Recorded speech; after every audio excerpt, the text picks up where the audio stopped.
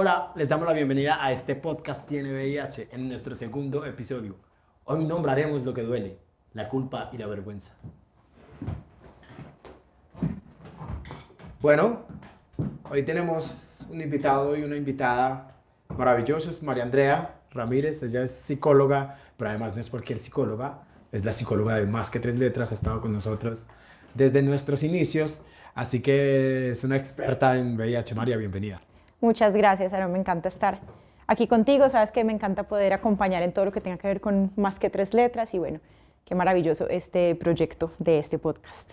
Y por otro lado tenemos a Juan Sebastián Álvarez. Eres trabajador, estudiante de trabajo social, amante de los animales. Me estoy intentando acordar de todo lo que me habías contado de tu vida. Marica con VIH. Juanse, bienvenido. Muchas gracias, encantado de estar en este espacio y pues aportar un poco desde mi experiencia a este podcast. Ok, hoy vamos a hablar de un tema que para las personas que vivimos con VIH siempre aparece y siempre está ahí. En el episodio anterior hablamos de ese shock de cuando nos dicen que tenemos VIH, ¿no? Digamos ese primer día del diagnóstico. Y ahí pudimos explorar como un montón de temas que están alrededor, pero hay dos temas particulares que además son tema de consulta. María lo sabe muy bien porque le toca mucho de eso. Pero en nuestras redes sociales hay un tema de consulta, es la culpa y la vergüenza, ¿sí? Pues que, claro, eso uno dirá como, no hay mucho que discurrir sobre eso, pero creo que eso en el fondo tiene un montón de aristas. Por supuesto, la culpa y la vergüenza son infundados por la sociedad, ¿sí? Por ciertas instituciones directamente, que no las vamos a nombrar aquí para no entrar en muchos debates. Pero sí hay un concepto que María lo sabe muy bien y es el tema del estigma internalizado, ¿no? Y seguramente lo han escuchado algunas veces. En el episodio anterior lo nombraba uno de nuestros invitados. María, explícanos qué es eso del estigma internalizado. O sea, en palabras que todo el mundo pueda entender, por favor. Bueno, digamos que el estigma, ¿cierto? Empezando por un lado, son como esas categorías negativas, dolorosas, que nos vamos poniendo alrededor de algo, en este caso alrededor de vivir con VIH, ¿cierto? Pero entonces cuando hablamos de estigma internalizado, es cuando esas voces que nos ponen esas categorías, de pronto de no sirvo, no merezco amor, soy culpable, me merezco que me pasen cosas malas, todas esas como frases que vienen unidas al estigma ya se vuelven parte de mi diálogo interno. Entonces el estigma interiorizado, cuando ya no son los demás, sino que empiezo a ser yo misma la que se impone ese estigma y la que se siente que vive con ese estigma. ¿Cómo comerse el cuento, pues? Sí, exactamente, comerse el cuento. Entonces ya no es los demás los que me tienen que decir de ninguna forma ni hacer sentir, sino que yo misma todo el día me estoy diciendo todas esas cosas feas que están conectadas completamente con ese estigma. Entonces ya es mi voz interna que todo el día me dice cosas malas. Ok, voy a tirar la pelota a Juanse porque van a ver que en toda esta serie de los podcasts todo el tiempo tenemos invitados, una persona experta en el tema y una persona que vive con VIH, porque valoramos que vivir con VIH es ser un experto en VIH, Total. ¿sí? Y ahí quiero tirar como la pregunta a Juanse, y es como ahorita escuchando la respuesta de María sobre el estigma internalizado, es... ¿Vos particularmente has vivido eso que estaba contando María o conoces amigos, amigas o personas donde el estigma internalizado ha hecho parte fundamental de su proceso con VIH? Claro, yo creo que al principio eso es una voz que está ahí constante, o sea, la voz interna es como esa presión personal que tiene uno también de qué ocurrió, qué pasó, qué sucedió, cómo me siento, pero al mismo tiempo está esas voces de afuera que de alguna manera dan más volumen a esta voz interna y que es cada vez como de mayor peso y en ese sentido es como, claro, eso es constante y que de alguna manera el tiempo es el que ayuda a ir trabajando con esa voz, ir familiarizándose, ir entendiéndola un poco también, empezando como a cogerle cariño a esa voz interna, porque creo que algo importante no es eliminarla, sino entenderla, comprenderla, empatizar con ella y empezar a trabajar de la mano con esa voz que siempre va a estar ahí y que de alguna manera es como al principio es una voz que uno pensaría negativa, pero que con el pasar de los años y de los días puede llegar a convertirse en una voz positiva. Pero pues es un trabajo muy propio también de tiempo, de educación y bueno. Juanse, nombraste como un montón de cosas que me dan paso a la siguiente pregunta, pero antes es que en todo el trabajo que yo he hecho con VIH, pues en toda mi vida siempre he dicho que es una situación que clínicamente está solucionada. Es decir, la evidencia científica hace mucho rato viene diciendo vivir con VIH y con tratamiento, se vive todo bien, todo right, o sea, como que la vida tranquila. Pero ¿de dónde, de dónde sale esa voz que se nos queda en la cabeza, que todo el tiempo nos está rondando, eso que tú decías, es de dónde sale esa voz, Mario, por ejemplo, o sea, Claro, porque además es una voz que es muy diferente a otras condiciones crónicas que hoy en día se viven de la misma manera, o sea, se puede vivir igual de bien con VIH como con diabetes, por ejemplo, pero y el, bueno, y que técnicamente es peor tener diabetes, ¿no? A veces, Ujú, ¿no? a Dependiendo veces. del estado de VIH en que estés, pero en términos Exacto. logísticos, Ujú. vivir con VIH termina siendo más tranquilo que con Ujú. otras enfermedades. Claro, pero en el VIH el estigma todavía continúa y queda también muy interiorizado y yo creo que tiene que ver pues como con esos inicios de pronto digamos como del VIH, ¿cierto? Cuando empezó como a surgir y a aparecer pues un nuevo virus que no sabíamos qué era, que nos empezamos a dar cuenta, bueno, que era algo de transmisión sexual, ¿cierto? Entonces desde ahí se empezó de pronto como a moralizar mucho, bueno, que por sí hemos sido una sociedad que moraliza mucho la sexualidad, que le pone como unas supuestas normas de lo que debería o no debería ser, o cómo se debería vivir o cómo no se debería vivir. Entonces empezó como a categorizar como, ¿cierto? El VIH le da a las personas que no siguen estas normas morales de la sexualidad que queremos imponer como sociedad. Entonces, desde ahí se empiezan a crear estos estigmas, se empieza ya es a hablar cada vez menos del VIH, al menos como desde la información, sino que ya solo se habla desde el estigma, desde la crítica, desde el prejuicio, se habla como así pasitico, como el susurro, el señalamiento, todo. Entonces, como aprendimos a no hablarlo tanto, claro, entonces se dieron los avances médicos, los avances científicos para que ya hoy en día se pueda tener el tratamiento y se pueda vivir súper bien, pero esa información, digamos, como que no se fue dando como pasitico, ¿cierto? Como solo en los ambientes de pronto médicos y todo, pero no se dio como a voces en la sociedad. Entonces, claro, la gente se quedó solo con el estigma, se quedó solo con esa idea ya interiorizada de los inicios, digamos, como el VIH y de todo la moralidad que le quisieron como poner ahí para castigar de alguna manera ciertas conductas. Y yo creo que también pues como va por eso que todavía hoy en día, aunque vivamos súper bien con VIH, nos seguimos como castigando, ¿cierto? Porque nunca volvimos a hablar de eso. Y hay mucha gente hoy en día que todavía no tiene ni idea nada de que hay tratamiento, de que se puede llegar a ser indetectable, intransmisible. Entonces creo que es como falta de información en la sociedad y que con esa información derribemos los estigmas. Okay, yo también he dicho algo y es que el VIH es así como cierto carnaval, que quien lo vive es quien lo goza, pero también lo padece, ¿no? Dependiendo del estado en el que estés. Y ahí quisiera, Juanse, hacerte una pregunta, que es una pregunta muy común en la gente que vivimos con VIH. A mí me la han hecho muchas veces. Es muy particular porque me la han hecho de manera muy fluida, ¿no? Pues no como... Esto está cargado de un estigma, por supuesto. Y es la pregunta por la culpa, ¿no? Como, ¿es culpa de quién? ¿No? En muchas veces a muchas personas esa es la voz que queda en su cabeza todo el tiempo y es qué fue lo que hice mal, ¿sí? No sé, Juanse, si nos quisieras contar un poco, si tienes anécdotas sobre ese tema de quién fue la culpa o la responsabilidad es de quién. Claro, digamos que eso al principio es una pregunta que lo aborda uno de manera constante y es como ¿por qué? ¿Cómo? ¿Cuándo? ¿Dónde? ¿Qué situación?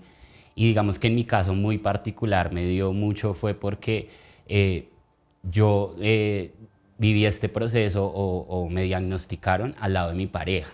Entonces primero se diagnosticó mi pareja y pues ahí procedimos a yo diagnosticarme. En ese proceso creo que yo fui un poquito más empático de asimilar la situación, pero mi pareja no. Mi pareja fue bastante complejo, difícil, y en ese sentido apareció esa pregunta como de en qué momento, por qué, no sé qué, y tenía una necesidad interna de darle respuesta. Entonces había como esa búsqueda en qué momento sucedió, por qué sucedió, cómo fue, y muchos de sus aspectos personales trascendieron en ese sentido. Entonces como que iba viviendo el diagnóstico en busca de esa respuesta. Entonces, pues su salud mental, su tranquilidad, muchos aspectos de su vida se vieron afectados precisamente en ese punto, como de yo quiero darle respuesta a esto, como si eso a la final pues cambiara algo de la situación, que en realidad no va a ser así, sino que pues de alguna manera es como pues saber o no saber el momento, la situación o todo, no va a cambiar lo que estés viviendo ahora. De alguna manera es como cómo lo enfrentas de aquí en adelante, cómo lo vives, cómo lo tratas de llevar y cómo ves estas cosas que pueden mejorar ese habitar el VIH de alguna manera. Te me saltaste la siguiente pregunta, pero la respondiste, entonces ahí da paso para que María nos hable en términos de salud mental, o sea, todo eso que acaba de nombrar Juanse, de, claro, concentro toda mi energía en encontrar el culpable. A veces hay mucha gente que le nombra el culpable o en encontrar la situación específica, el momento específico cuando sucedió, y olvidamos otro montón de cosas como el tratamiento, pues mejorar un poco la calidad de vida. En términos de salud mental, todas esas cosas, ¿cómo afecta a la salud mental concentrar la energía en eso, por ejemplo, María?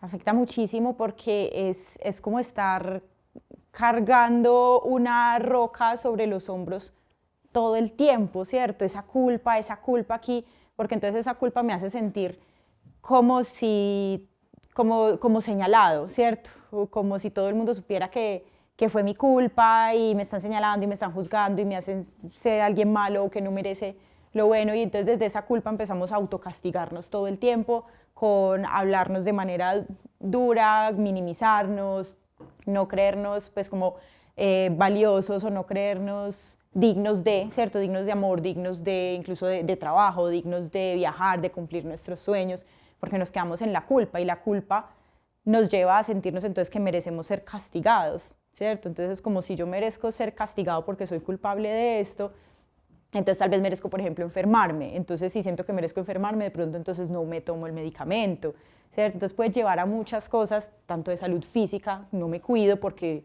soy culpable y merezco este castigo, y como de salud mental también, lo que tú dices, porque entonces me puedo, como me siento culpable y no merecedor de cosas buenas, entonces me puedo aislar de otros, puedo dejar de hacer actividades que me gustan, porque entonces siento que no merezco el disfrute, también el placer, que no merezco conectar con otros, me puedo ir apagando y literal nos puede llevar a caer en un episodio depresivo o a altos niveles de ansiedad también. Entonces puede tener una gran afectación a la salud mental si no trabajamos, digamos, esa culpa para permitirnos como soltarla. Y yo lo hablo mucho como de pasar de la culpa a la responsabilidad, que también es como diferente si lo podemos ir hablando. Sí, es que ahí introduces un tema importante que en el capítulo anterior también salió con uno de los invitados, y es como todas esas voces que se nos quedan en la cabeza, toda esa culpa, toda esa vergüenza que sentimos, lo que decías tú, María, puede terminar desencadenando en unos episodios de algunas enfermedades mentales, pero más allá de eso también es cómo puede empezar a truncar nuestra construcción de relaciones con el mundo, sino con las amistades, relaciones un poco más íntimas, o mismo las relaciones sexuales. En mucha gente que yo he conocido con VIH, el tema de la sexualidad hay un corte ahí, ¿no? Entonces ahorita quisiera, este podcast intenta ser pedagógico y educativo. Entonces, a esta cámara quiero que ustedes escuchen muy bien a nuestros invitados, porque les van a dar un par de tips de cómo, sin esa culpa y esa vergüenza, sostenemos nuestras relaciones amistosas o de otra. Bueno, yo creo que es muy importante, como veníamos hablando, trabajar en soltar esa culpa y pasar más bien a la responsabilidad, ¿cierto? Digamos que cuando hablamos de culpa, es como ese momento en que nos quedamos anclados al pasado y nos quedamos mirando siempre al pasado de forma negativa y de forma como de autocastigo, ¿cierto? Entonces mi culpa, y yo por qué lo hice, y yo no merezco, y solo mirando al pasado, y ahí nos quedamos como frenados, como que nos permitimos avanzar. Entonces la invitación es pasemos a la responsabilidad. ¿Qué es la responsabilidad? Asumir. Yo asumo que de pronto algunas decisiones también que yo tomé pudieron llegar a esto, pero no desde poner una carga negativa, simplemente algo neutro. Llegó esto a mi vida, ¿cómo lo asumo? Lo asumo desde entender qué es, desde informarme realmente cómo funciona, desde buscar cuidarme físicamente, mentalmente, emocionalmente, con diferentes acciones de autocuidado, para ir también soltando esa culpa y que cuando yo suelte esa culpa me dé cuenta también que yo merezco, sigo siendo merecedor, más bien porque nunca dejé de serlo, sigo siendo merecedor de esas relaciones, sigo siendo merecedor de esas amistades, sigo siendo merecedor de ese amor, de familia, de amigos, de pareja, sigo siendo merecedor también del placer, del disfrute, porque es que al final vivir con VIH no me quita el ser digno de todo eso. Entonces también es como a través del autocuidado y a través de simplemente asumirlo desde una responsabilidad y no de echarme culpas, me permito seguir conectando con los demás.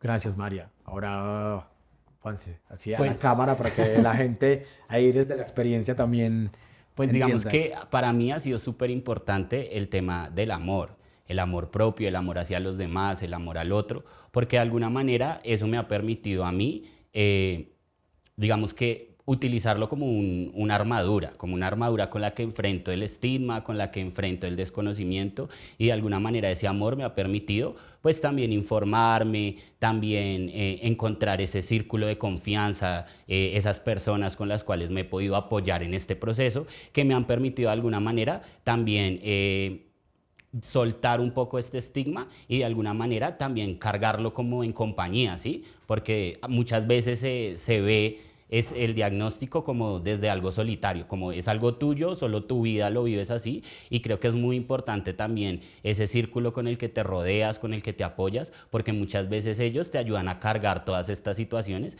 y no es un peso que llevas tú solo, sino que en compañía con la familia o con amigos cercanos o incluso con pares, terminas pues teniendo una mejor calidad de vida y llevando una aceptación del diagnóstico mucho más tranquila, precisamente por ese círculo que te rodea.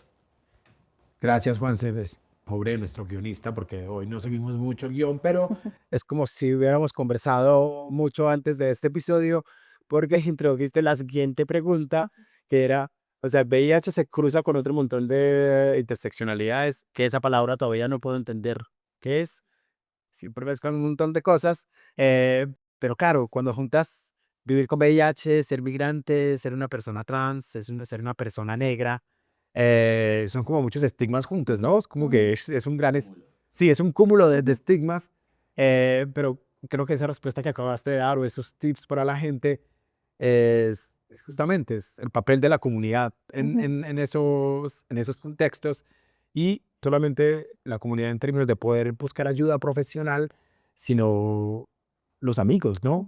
La pareja, la familia, no sé qué, como que eso hace parte fundamental de ese tema de poder lidiar con el estigma, ¿sí?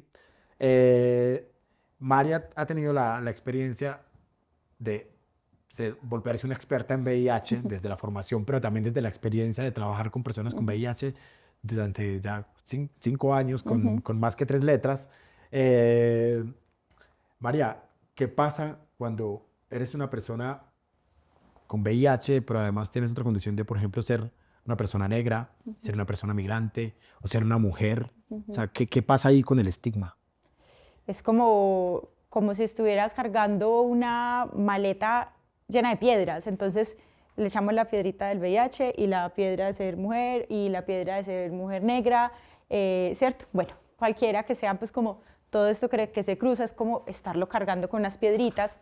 Pues sí, es muy duro porque son unas piedras que uno no elige, ¿cierto? Que simplemente hacen parte de mi vida, hacen parte de lo que soy, hacen parte de mi experiencia de vida, pero se viven como si fueran una carga y unas piedras porque la sociedad lo decidió, ¿cierto? Porque la sociedad decidió ponerle estigma a todo esto que yo soy. Entonces, a veces puede llevar a tener incluso muchas más dificultades, a veces, por ejemplo, con el acceso a la salud, ¿cierto? Muchísimas más dificultades, precisamente entonces desde ahí de salud mental, porque se vive como más fuertemente de pronto a veces el rechazo de parte de otras personas, desde ahí se vive más fuertemente el no creerme valiosa, el no creerme digna, y creo que es un trabajo muy duro que a la final puede llevar a mucho aislamiento o a que una persona se sienta muy sola de tener que cargar con todas esas piedras, ¿cierto? Y ahí creo que vuelve lo que estamos hablando precisamente, es lo importante de saber que no tengo que cargar con esas piedras sola, porque además yo no las elegí, ¿cierto? Que yo puedo permitir que otros me ayuden, como quien dice, a ir descargando esa maleta que es donde estoy llevando todas esas piedras y a darme cuenta que todo eso que yo soy no es malo, ¿cierto? Y que no tengo por qué entonces cargarlo como un peso, como si fuera algo negativo, ¿cierto? Todo eso que yo soy, pues es lo que yo soy y ya, simplemente es. No es ni bueno ni malo ser esto o ser lo otro, o tener esto, tener lo otro, simplemente es. Entonces es como buscar ese camino de poder aprender a eso para no estar cargando esa maleta tan pesada. Okay, y ahorita dijiste como, me encanta la analogía de la maleta llena de piedras, porque eso significa que hay que ir a tirar piedra, ¿no? En el buen sentido de la palabra, sin romper nada, rompiendo todo, pero sin romper nada, ¿sí? Y hay una siguiente pregunta para Juanse, y es, creo que ahorita hablaste un poquito de la importancia de poder tener compañía, ¿no? De poder tener con quien hablar, pero también el acompañamiento de pares. No sé si alguna vez te ha tocado hacer acompañamiento de pares, es decir, acompañar a otra persona con VIH, normalmente cuando están recién diagnosticadas, ¿sí? Entonces ahorita quería preguntarles, primero a Juanse, después a María, es cómo devolvemos la culpa, ¿no? Es cómo sacamos todas esas piedras de la maleta y empezamos a, literal, a tirar piedra sin romper a nadie, por supuesto, pero sí rompiendo el estigma, ¿no? Entonces, Juanse. Creo que en ese sentido sí, pues he tenido la experiencia un poco desde que también por decisión propia lo hice más visible, no solamente en el sentido de mis personas cercanas, de mi círculo más inmediato, sino también cuando lo hice público en mis redes sociales, cuando de alguna manera empecé a compartir contenido, cuando empecé a hablar sobre el tema, pues genuinamente la gente empezó a llegar a las redes sociales con estas preguntas, como de, y yo estoy pasando por esto, ¿qué puedo hacer ahí? Me di cuenta por tu perfil que tienes VIH y mi pareja está pasando por esta situación. Entonces ahí en esos momentos fue cuando yo dije, aquí hay mucho por donde trabajar, aquí hay mucho por donde se pueden hacer cosas y las preguntas van muy atadas a lo que yo vivía en mi vida, o sea, a lo que yo estaba pasando o lo que ya había pasado y que de alguna manera el haberlo hecho visible permitió que, pues, que estas personas llegaran. En ese sentido, pues como que yo ahí empecé como a acompañar de manera para estas personas con información, con consejos, con escucharlos, porque a veces es eso, a veces son cosas tan sencillas como necesito hablarlo, necesito exteriorizarlo y ya. A veces no esperan algo a cambio, sino simplemente que los escuchen. Entonces creo que ahí en ese proceso fue bastante bonito encontrar que el haberlo hecho visible de alguna manera fuera de mi círculo cercano me ha permitido también conocer y apoyar de alguna manera pues a personas que pasan por el mismo proceso. Escuchar para devolver la culpa, me gusta eso. María, ¿cómo empezamos a devolver la culpa? Bueno, empezamos a devolver la culpa desde yo pienso que también desde como que no recibirla, ¿cierto? Es decir, es que esta culpa no es mía, esta culpa me la están imponiendo, pero no es mía. Y es como empezar a darnos cuenta de eso, darnos cuenta que ni la pedí ni la quiero, ¿cierto? Entonces, y creo que ese acompañamiento para ayuda mucho, porque una cosa es la información que te da, por ejemplo, el médico, que te explica y qué significa ICD-4 y carga viral, indetectable, intransmisible, todo. Bueno, hay una parte como más consciente y racional de uno que está recibiendo esa información, pero sigue con ese, ¿cierto? Sigue muy fácil la culpa o la angustia, ¿yo cómo voy a vivir? ¿Será que sí voy a vivir? ¿Será que me voy a enfermar? Te puede hablar la psicóloga desde cómo acompañarte en la parte pues como emocional también que trae todo el miedo, por ejemplo, y la angustia que trae. Pero bueno, pero yo como que todavía sigo sin saber si es verdad todo esto que me están diciendo, que yo puedo vivir sin culpa y vivir bien y vivir mucho.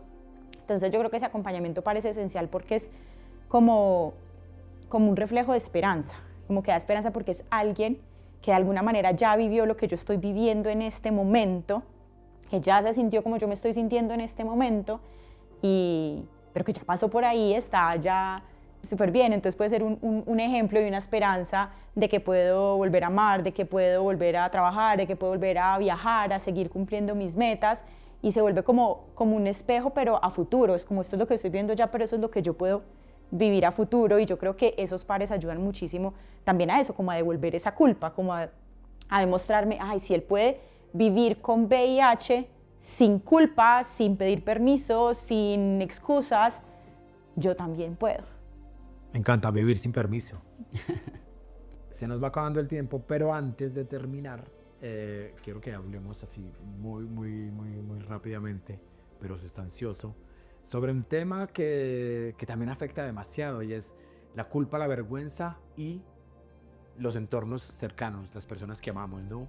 La familia, los amigos, por supuesto la pareja, tú has hablado un poco de eso, pero ese tema con la familia es un asunto complejo. ¿Qué pasa ahí de la culpa y la familia, Juanse, por ejemplo? Pues digamos que en general, pues creo que es uno de los primeros temores que uno enfrenta, ¿no? Como mi familia, mis papás, mis hermanos, si tengo, digamos en mi caso particular yo soy hermano mayor de 4 hermanos. Entonces en ese momento fue como, bueno, yo soy, de alguna manera he cargado el peso de ser el ejemplo de la casa, el hermano mayor, el que de alguna manera se espera que sea el que empiece el éxito de sus hermanos para atrás y es como, bueno, esto no es tan bien visto, esto no es tan relacionado al éxito. Entonces es como, ¿ahora qué hago? ¿Ahora qué hago con esta presión, con esta imagen que de alguna manera de hermano mayor siempre me ha he cargado y de alguna manera también me han impuesto familiarmente? Es como, tú eres el hermano mayor, tú eres el que hace ejemplo, lo que hagas tú lo harán tus hermanos, lo que vivas tú lo vivirán tus hermanos. Entonces como piensa muy bien qué haces porque de para atrás tienes unas figuras que te van a seguir la idea. Entonces, claro, eso fue un momento que yo me pensé bastante, que intenté como interiorizar y es como, ¿ahora qué hago? Curioso o no, antes de saber mi diagnóstico, la primera persona que me acompañó en todo el proceso fue mi mamá. Y fue precisamente en la línea de no quiero cargar esta maleta llena de piedras y es como a la primera persona que le debo contar es a mi mamá, independientemente si lo tengo o no, porque en ese momento no lo sabía. Y fue como, mamá, tengo una situación, está pasando esto, y en ese momento fue, pues vamos juntos. O sea, la respuesta de mi mamá, pero soy muy consciente que esta situación no la vive cualquiera, que de alguna manera fui privilegiado en ese sentido porque mi mamá lo tomó de alguna manera muy calmada, obviamente con los miedos, los temores que toda mamá yo creo que experimenta, pero que fue muy desde el amor, desde el cuidado y fue como, te acompaño y vamos a ver cómo nos toca de aquí en adelante. Y fue como, aprendamos de esto juntos. Sí, y ahí como tú decías, eres un privilegiado porque tu mamá ha estado ahí desde el principio. No a todo el mundo le pasa eso, lastimosamente. Pero María, o sea, ¿qué pasa cuando no tengo la situación de Juanse que su mamá estuvo desde el principio? Es decir, ¿qué es lo que puedo hacer en esos casos? O sea, a veces mucha gente pregunta, ¿cómo preparo a mi mamá, a mi papá, a mi familia para contarles que tengo VIH? Lo primero es que recuerden que usted no tiene que decir que tiene VIH, no es obligatorio, pero hay gente que lo quiere hacer, ¿sí? Es como, ¿cómo podemos hacer eso con la familia, con los mejores amigos también? Total, exacto. Más allá de que uno no tiene que contarle a nadie, es si decides contar, porque igual es valioso crear redes de apoyo. Digamos que yo creo que una primera parte es tú empezar a informarte mucho, ¿cierto? Para que cuando tú tengas la información puedas compartirla mejor. Eso por un lado. Pero por el otro lado también es tú empezar a estar un poco más tranquilo y apropiado también, digamos, como con el tema. A veces no significa que tengo que esperar hasta estar pues ya súper asimilado con el diagnóstico para contar, pero que al menos en el momento en que decidas contar, de pronto con algunos ejercicios de respiración o algo, puedas estar un poco más en calma. ¿Por qué? Porque también nosotros conectamos con la emoción del otro. Entonces, por ejemplo, si yo entro así de una temblando y con es que tenemos que hablar, es que te tengo que contar algo, pero no quiero que te decepciones de mí, pero no quiero que me dejes de hablar, que me dejes de querer, estoy de una predisponiendo a la otra persona a que lo que le voy a contar es negativo y lo puede llevar a dejarme de querer, ¿cierto? Entonces también algo ahí que puede ser muy valioso es cómo yo entro a contarlo desde un poquito como de calma, ¿cierto? De yo empezar a creérmela de que lo que le estoy contando realmente no es algo malo, es algo que me da miedo, que estoy viviendo, pero no es algo malo, ¿cierto? Entonces, de entrada es, mira, te quiero contar algo que ha sido difícil para mí, pero que quiero contar con tu apoyo, que para mí es importante que tú sepas, y entonces ahí ya estamos preparando más a la persona de, me está contando es porque quiere mi apoyo, ¿cierto? Y desde ahí puede tener también más apertura. Otra forma también importante es empezar de a poquito a tirar información o a tantear a esa persona que le quiero contar.